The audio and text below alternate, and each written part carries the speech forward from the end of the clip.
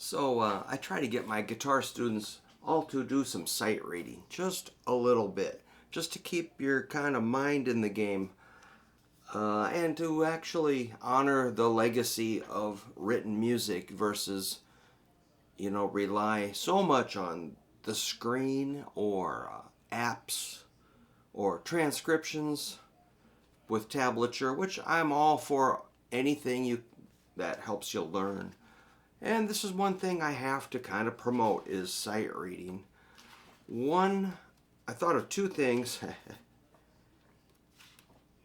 One thing is like if you get together and sight read with your teacher, it's kind of fun. Think of it as you're playing darts and you're trying to hit a bullseye. It's just two guys getting together working on a skill. So just think of it as notes are fun. Get it out of your head that this is some sort of torture and just learn at your own rate, but consistency does pay off. I'm looking at page 27 on my progressive series, Book 1 Beginner. Page 27 has kind of a summary of the notes in the first position down here. So another point I would make is you just have to have the form.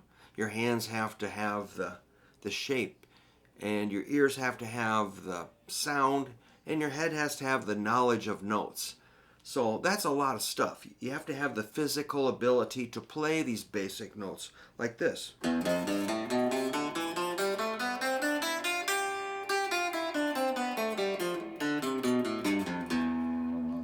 Pretty close. I missed one note, but that's what's on page 27, sort of a summary. So if you can physically play them, identify them, and read them, you're doing pretty good. A lot of times my students will try to get their pointer finger into the second fret, which is just going to throw you off.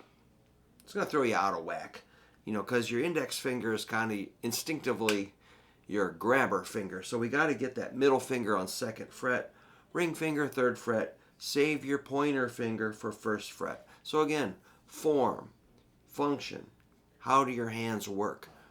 We kind of have to, if I just gave you exercises to practice, I doubt people would really follow through with that very well. But they might do a few things, and we're going to do more of that. But as far as just knowing how the hand works,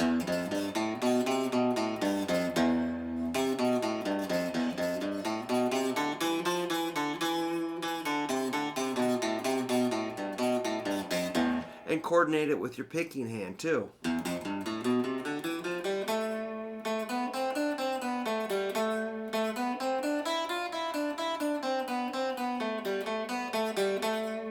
So you really should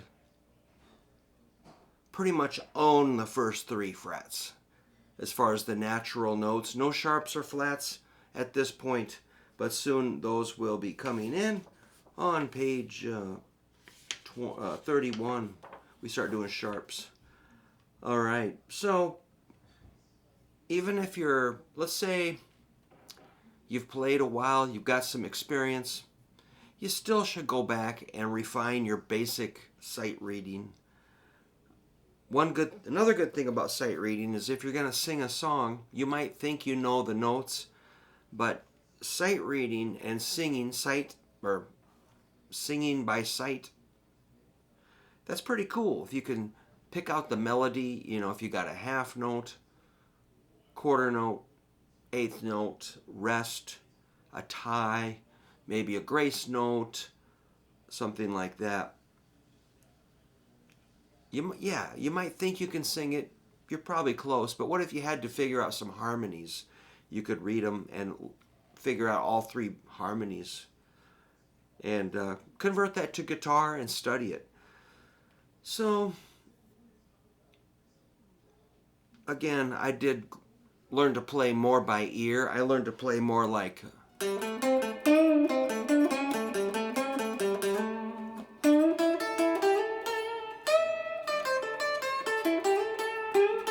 If that sounds cool, right? If I had to read that all, I'd be pretty slow.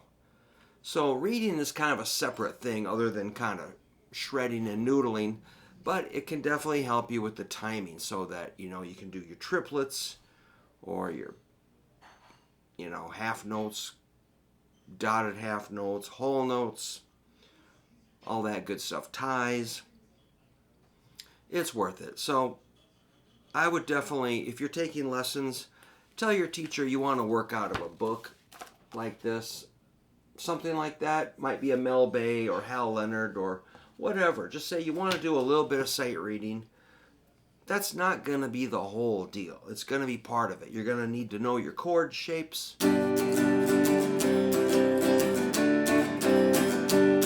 bar chords, scales,